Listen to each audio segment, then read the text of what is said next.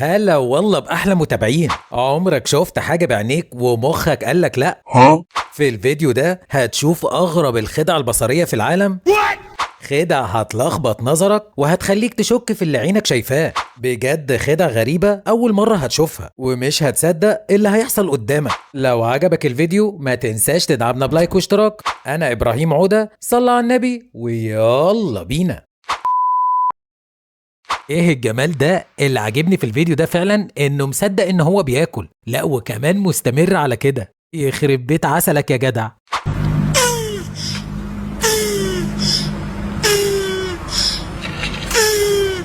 الشاب ده بيستغل قرعته احسن استغلال. بيعمل في قرعته شوية رسومات لوز العنب. ما شاء الله بقى برصين اهو.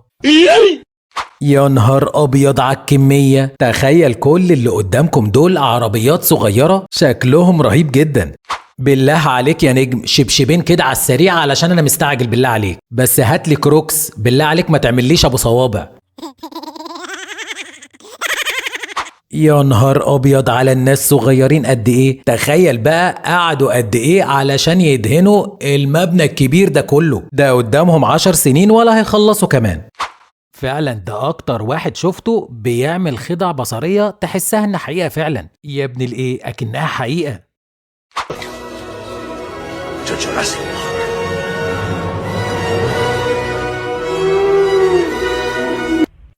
من قوة الخدعة القطة خايفة فعلا وشايفاه انه حقيقي. كلنا نفسنا نعمل زي الراجل ده. ايه يا نجم عايز الكورة؟ طب خد اهي، سهلة وبسيطة يا جماعة.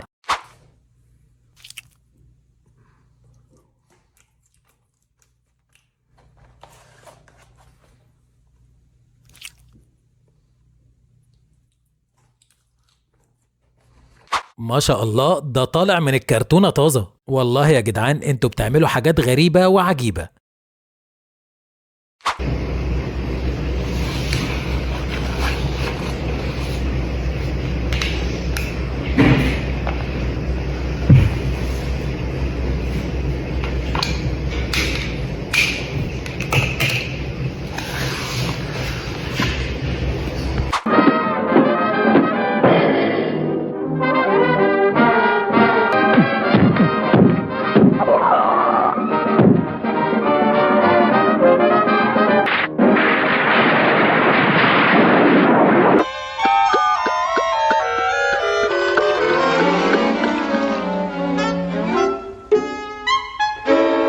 لو جعان ونفسك هفاك على بطيخة امسك ورقة وقلم وارسم رسمة 3D زي الشخص ده بالظبط، لأن شقتين البطيخ اللي عملهم أكنهم حقيقيين بالظبط. ما تجيب حتة يا كابتن. مش أي حاجة تشوفها تصدقها علشان ممكن يطلع في الآخر كده.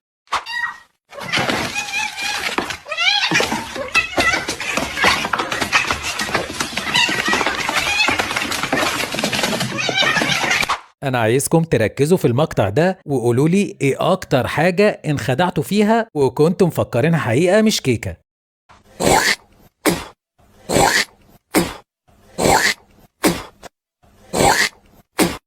من بعيد بتشوفها وش بني آدم، تيجي تقرب تلاقيها إيه ده؟ إيه الحاجات دي؟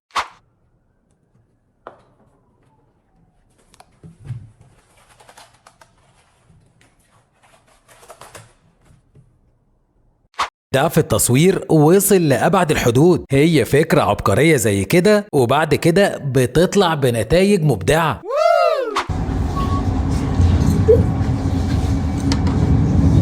Exit to the left.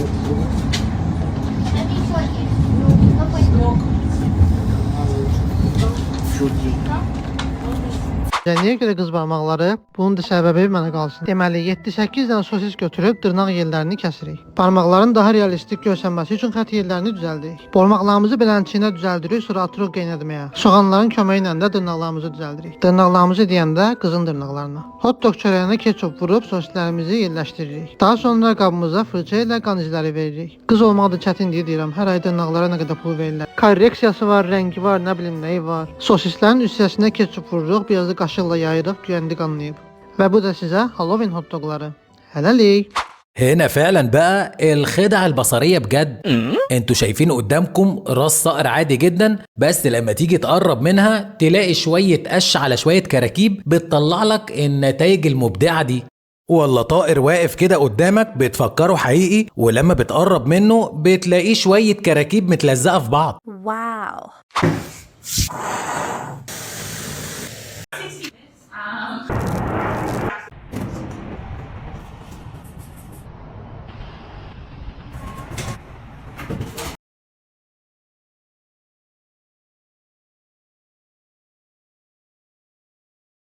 شوية قطع بيركبهم جنب بعض، لكن في ظلهم بيطلع شخص تاني خالص. عارفين مين ده؟ اكتبوا لي في التعليقات. بصراحة في ناس وصلت لخدع بصرية لا لا لا لا لا في مستوى تاني خالص. زي الشخص ده بيعمل خدع خرافية ما تفهمش هو بيعملها ازاي، بس بجد بتحسها حقيقية جدا. تخيل تحط كل الصور اللي انت صورتها في حياتك بشكل معين، وتيجي تتحرك من زاوية معينة يطلع لك عادي رقم في الاخر. يا اخي ايه الابداع ده؟ جات لك الفكرة دي منين يا جدع؟ الراجل ده مبدع حرفيا. سيبك بقى من الوقت الكبير اللي بياخده في الرسم، بس شوف النتيجة كده مبهرة. Yes!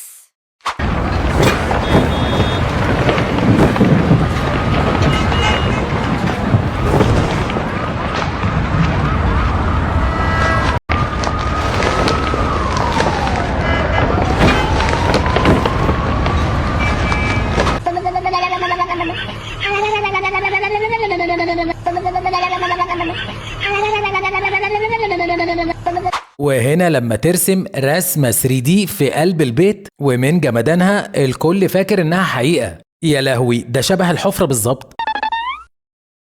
Open the fold and draw wide open mouth tongue fire blast below. Chili drawing ready.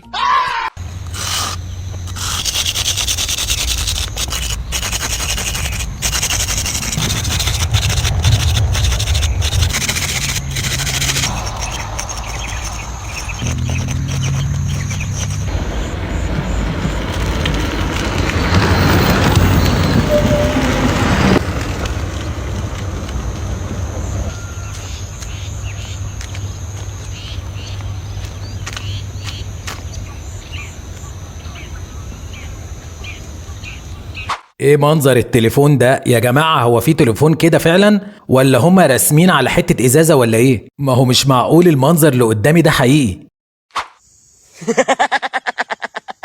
تخيل يجيلك ايفون موبايل احلامك، واول ما تمسكه وتفتحه تلاقيه علبة مكياج. يا خرابي على الصدمة. لا لا لا لا انا مش قادر اتخيل.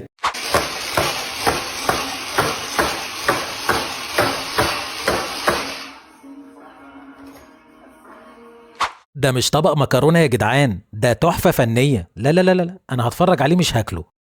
ولا البيض ده اللي على شكل كتاكيت ومحطوط على المكرونة زي العش، حاجة كده خارج الصندوق.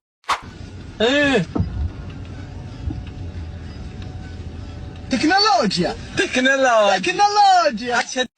ده من أجمد الفيديوهات اللي شفتها فعلا في الخدع البصرية، عن طريق خيال إيده بيعمل رقصة جامدة لمايكل جاكسون. إيه يا واد الإبداع والجمدان ده؟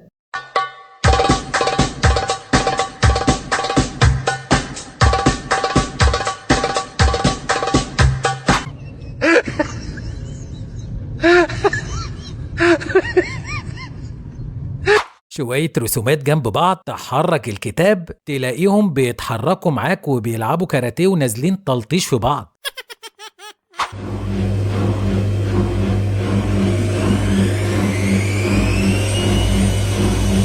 الراجل ده بيرسم على جسمه بطريقة غريبة جدا لدرجة انه بيقنعك انه حقيقي. ممكن يعمل نفسه بالون عادي جدا، او ممكن يستخدم ايده ويعمل بيها اشكال غريبة جدا هتصدق انها حقيقية. لو دخلت المكان ده هتطلع منه مجنون رسمي، علشان كل اللي بيحصل جوه هيطير عقلك. القط يا عيني اتفزع من المنظر اللي قدامه، ما تفهمش ده قط ده ولا جن ولا ايه. Not only is it going to look 3D, it's going to move. So now just move your phone. It doesn't move. No, move. Oh, me? Whoa! Whoa! That's cool. يا جدعان الراجل ده جامد قوي، بيمشي ناس وبيركب ناس وبيحرك العربيات وبينظم المرور. لا ده الراجل ده فوق الخيال بجد. اللي عمل الإعلان اللي كله خدع ده مبدع جدا فوق الخيال. مفيش مشهد بيظهر إلا وفيه خدعة أجمد من التانية، وإنت بتتفرج عليه ما تعرفش الحقيقة من الخيال، وبتكتشف الإبداع فعلا لما اللقطة بتخلص. لا برافو يا رجالة، شغل فاخر من الآخر.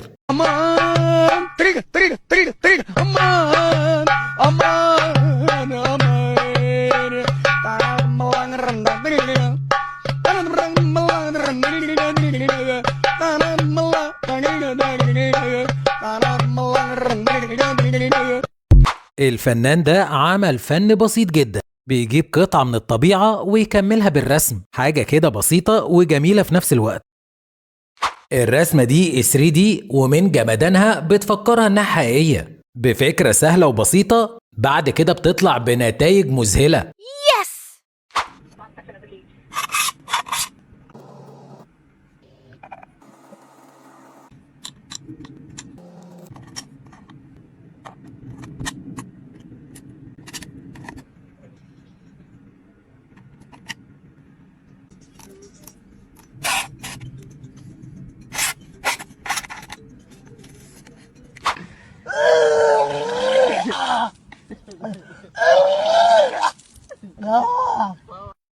البنوتة دي بتعمل حلويات وتورت بطريقة غير الناس خالص. أنا مش عارف هاكلها إزاي لو جاتلي بالمنظر ده. لو جاتلكوا تورتاية زي كده تاكلوها فعلا؟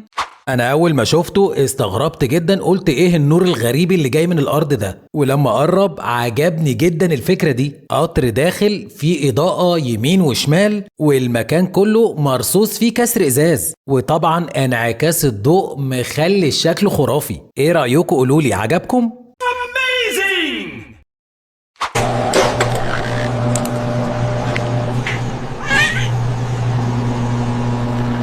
الرجالة سايبين الماتش والدنيا مقلوبة وقاعدين بيعملوا ايه؟ يلا يا كابتن انت وهو الحق الماتش.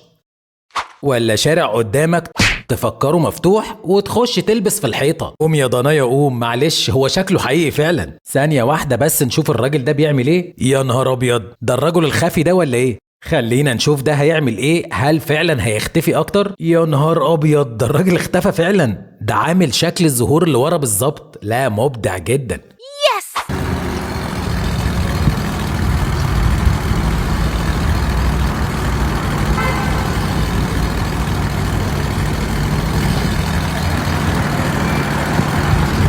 تخيل من رسمة بسيطة ممكن تتحرك قدامك زي الفيديو بالظبط. أنا مش متخيل بصراحة. لو ركزت فيهم هتلاقيهم بيطلعوا ينزلوا، سبحان الله ما تعرفش ازاي.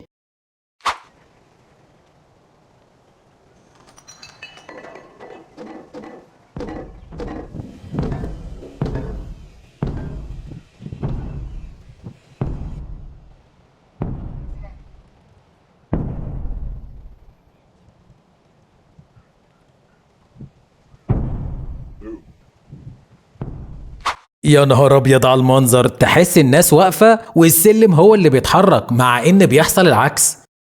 عادي جدا ما تمثلش، اكيد دي رسمة 3D. يا لهوي، ده طلعت حقيقي. تصدق خدعتني يا جدع.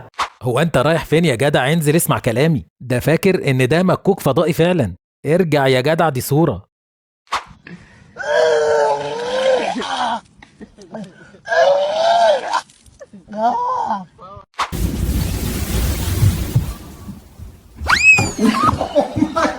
You thought that was real, huh?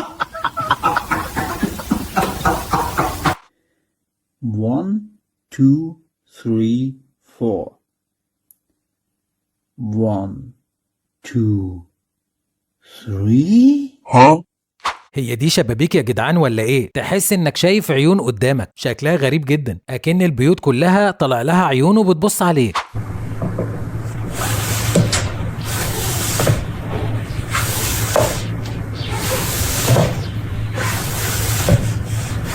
والله يا جماعة الرسمة دي قوية، أول ما تشوفها بتنخدع فيها على طول.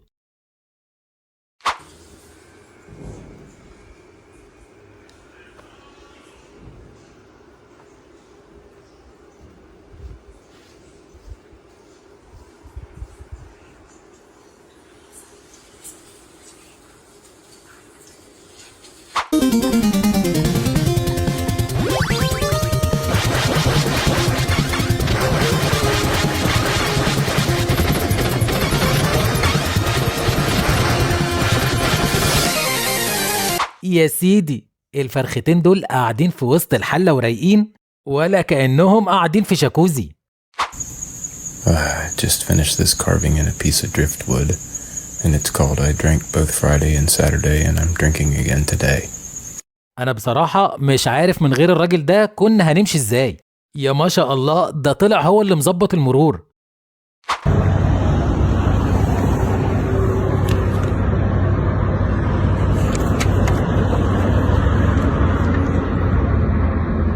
يا جماعة الرسم والخدع وصلوا لمستوى تاني. الشخص ده بيرسم رسومات على الأرض أكنها حقيقية جدا. يا حلاوة يا ولاد، من جمدان السلم أنا فكرته حقيقي. بيرسم 3D أكنه حقيقي. لولا اللي أنا شايفه إنه بيرسم قدامي كنت فكرتها خيارة فعلا.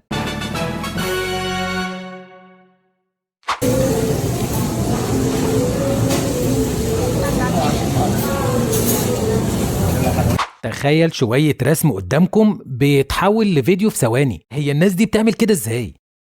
سبحان الله فعلا على المنظر. بتحس ان الضوء بينزل مع كل درجة من السلم. شكلها غريب جدا. ولا منظر القطة هنا، يا نهار ابيض على منظرها، شكلها زي افلام الكرتون بالظبط. وانا اقول ليه المرور متنظم قوي في اوروبا وماشي على سنجة 10. اتاري في واحد بيظبط المرور وبيمشي العربيات بالمسطرة. عايزين بقى واحد زي كده عندنا في مصر. الحمامة يا عيني واقفة في وسطيهم مش فاهمة اي حاجة. انتوا حمام زيي ولا خدع ولا انتوا ايه؟ انتوا واقفين كده ليه؟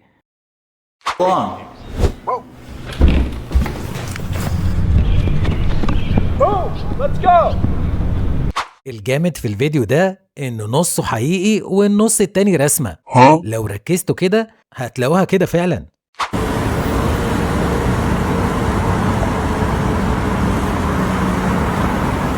المكان ده كله خلطة بيطة بالصلصة خالص. ما تعرفش فيه الحقيقة من الخيال.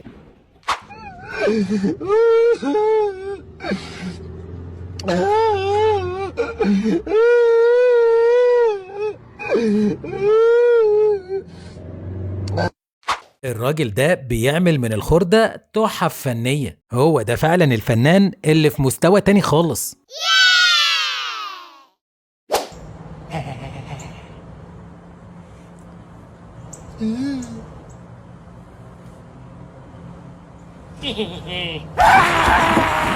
الواحد بيشوف الطريقة اللي بيرسموا بيها بيفكر ان الموضوع سهل خالص، لكن بجد التحف دي ما بتتعملش بسهولة.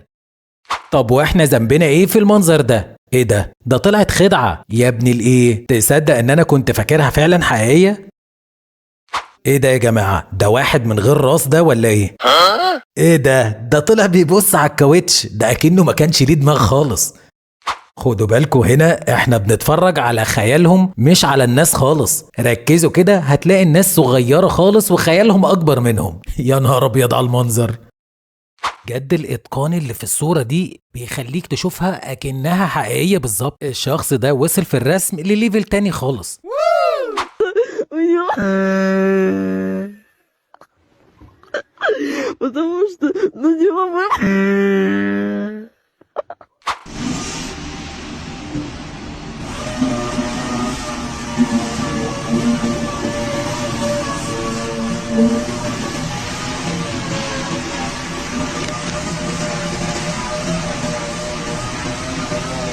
انا عايزكم ما تنخدعوش زيي. السلم هنا مش كله حقيقي. بص بقى شوفوا ازاي راسم القطة بالتفاصيل الجميلة دي. ايه ده؟ ده طلعت قطة حقيقية يا ابن الايه.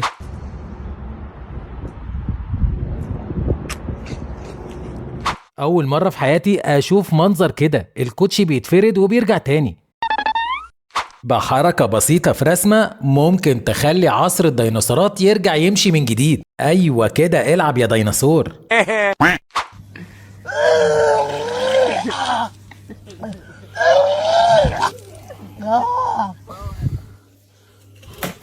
اعوذ بالله، اهدى يا جماعه، هو ماله بيبص لي كده ليه؟ لا، وكل ما الف بلاقيه بيبص عليا اكتر. ايه ده؟ ايه الاشتغالات دي؟ ده طلع بيبص في حته تانية خالص.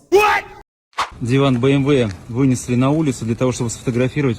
Смотрите, как красиво смотрятся вот эти задние стопори с подсветкой. Какой компактный, какое изящное сиденье. بصراحة الفن والخدع في الرسم بقت جامدة جدا. شوية شخبطة ورسم بطريقة معينة تبدأ تلفها تلاقيها بتتحرك قدامك بشكل غريب جدا.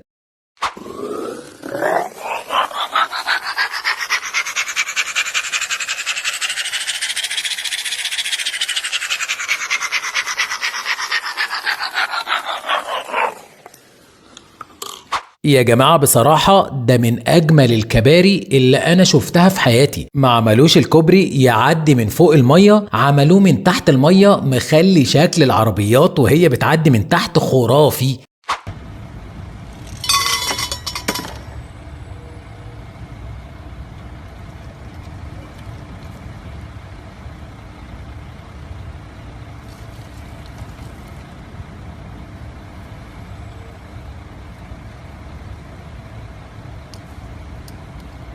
عادي يا جماعة، برسمة بسيطة ممكن نرجع لكم عصر الديناصورات من تاني. Piece, it doesn't look like anything until you come around here to this hole and look through it, and it's a horse. That is so cool. ما تنخدعش زيي، استنوا الفيديو للآخر وانت هتعرف الخدعة معمولة ازاي. ايه رأيكم؟ اندهشتوا؟ يلا نخش على الفيديو اللي بعده.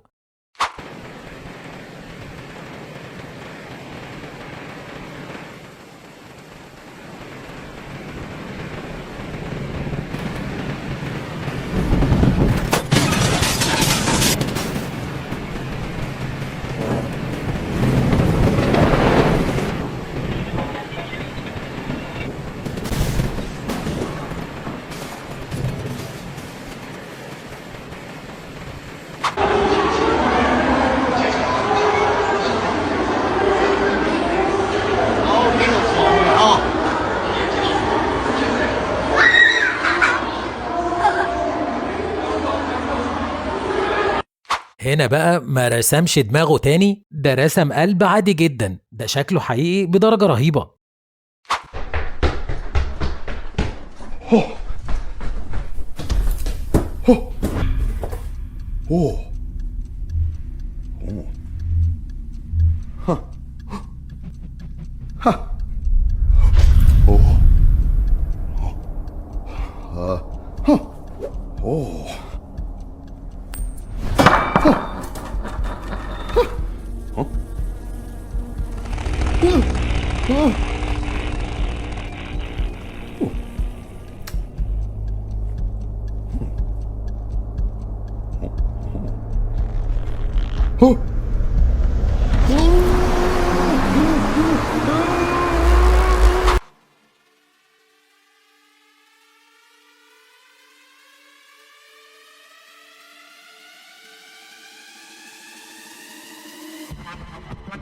ايه رأيكم في الإبداع ده؟ قولولي بقى في التعليقات أخدتم وقت قد ايه علشان تفهموا الشكل ده.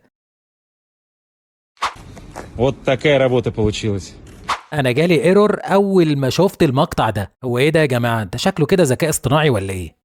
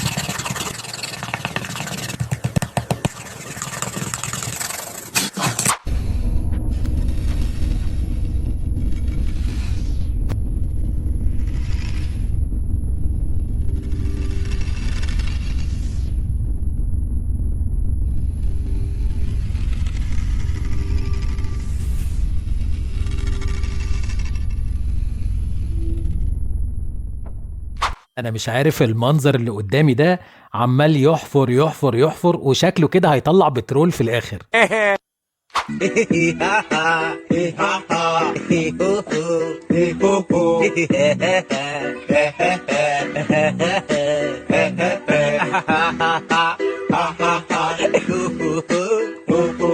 بيعجبني قوي الرسم بالطريقة دي، شوية أشكال ونقط جنب بعض وتحركهم تلاقيهم بيتحركوا قدامك زي الفيديو. وجينا لفقرة هي دي حقيقية ولا تورتاية؟ الظاهر كده كل حاجة حواليه كيكة، فعلا ما بقتش قادر أحدد ده حقيقي ولا كيكة. Я Оптимус Прайм, и я обращаюсь ко всем выжившим автоботам, укрывшимся среди звезд. Мы здесь. يا ربي من دقة الرسمة دي فاكرينها انها حقيقية فعلا. لا ما تخافش يا حاج، عدي على ضمانتي والله. It's getting smaller. Why was that building so big?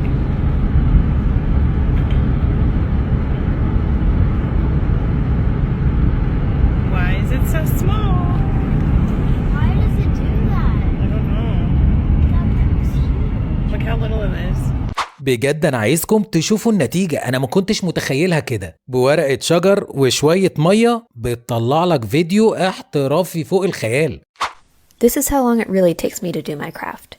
Here it is in real time. No sped up video, no time lapse. تخيل بشوية كراكيب ممكن تعمل صورة احترافية زي كده، انا ما كنتش متخيل انها تطلع كده في الاخر. Wow.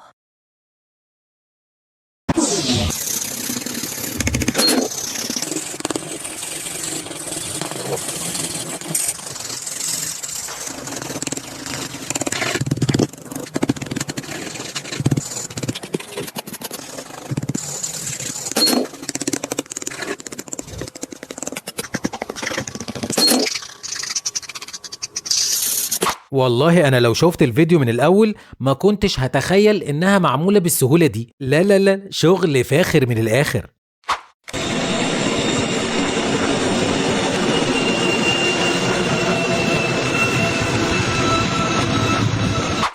عمرك شفت جزمة حديد؟ اهي قدامكم اهي، اللي هياكل منها شلوت هيتوكل على الله على طول.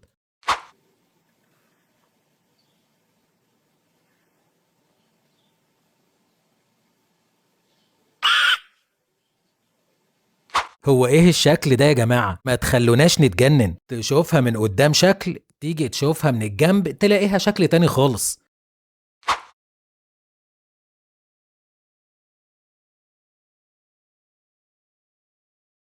انا مش هقولك اعمل لايك واشتراك، بس لما تشوف الفيديوهات التانية انت بنفسك هتعمل كده. خليك كده رايق وكمل الجولة في القناة، عندي حاجات مش هتلاقيها في اي مكان تاني.